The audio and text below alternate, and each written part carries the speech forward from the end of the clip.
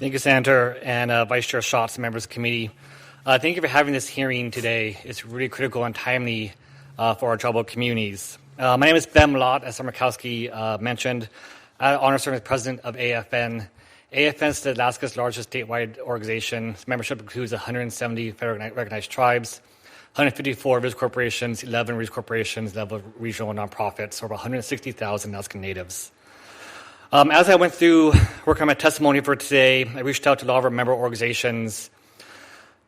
And I'm lucky to hear that most of our tribal organizations and communities prepared for the shutdown.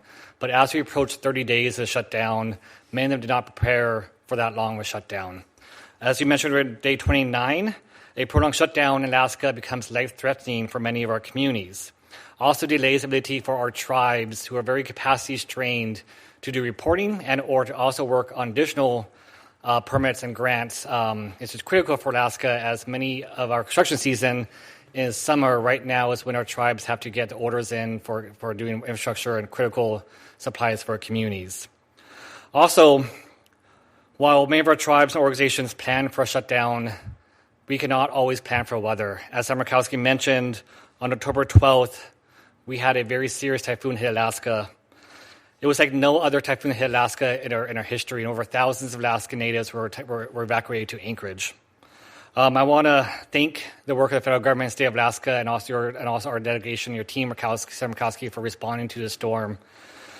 It's really critical that we have these employees responding. It's also critical that they also get paid for their work in responding to save our communities. And I recognize that.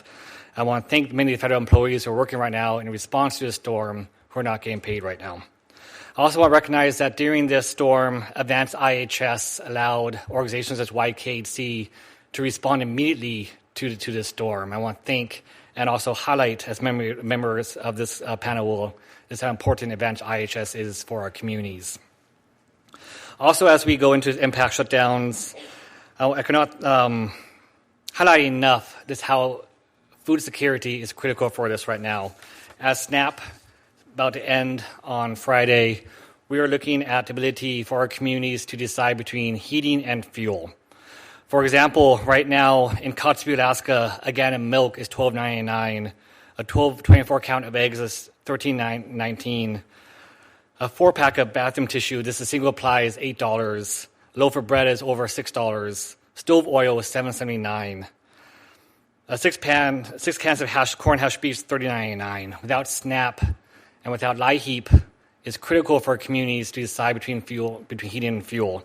Right now, I looked up the weather in Uktiavik is 3 degrees, but it feels like -9.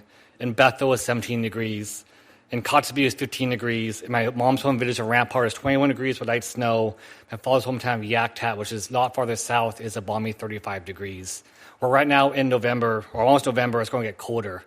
Without LIHEAP, without SNAP, our communities or troubled citizens will have to decide between fuel and food. In Anvik, 65% of the revenue from that store comes from SNAP.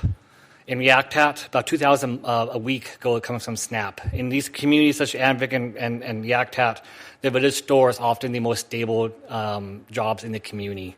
It's critical for this to happen. LIHEAP is also critical for our communities. As I mentioned, especially for our elders, they're going to decide between heat and fuel. In some of our communities, elders are there alone and might not have family to help them with food security. Also during this time, with the government shutdown, also lack of consultations, more specifically around the Federal Subsistence Board, which is unable to meet right now. During the pandemic, the Federal Subsistence Board was able to open up emergency hunts to allow communities and tribal organizations, tribes to open up and get moose for food security during the pandemic. During this shutdown, they cannot meet. Also delays the ability for regional advisory committees to meet and also to have no local voice in food security at this time. What this does also impacts our progress, as Alaska is a very large state with very difficult travel. To reschedule a meeting for FSB or reschedule a RAC meeting takes a lot of coordination and could put these meetings back months.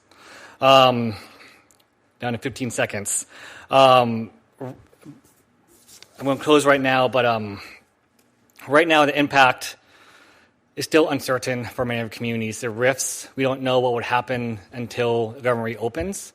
When that happens, we do not know. Right now, the burden of many of our local communities is actually on the shoulders of our tribes and local ANCs.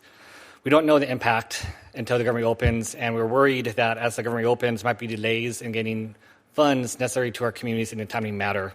With this said, as members of this panel will say, we urge the community to be innovative, look at how we reopen government and support our tribal communities. With that said, I'm going to close again. Koyana Gunakshish for this hearing today, and thank you for leadership, Senator Murkowski. Gunakshish, Ben. Mr. Bird, welcome.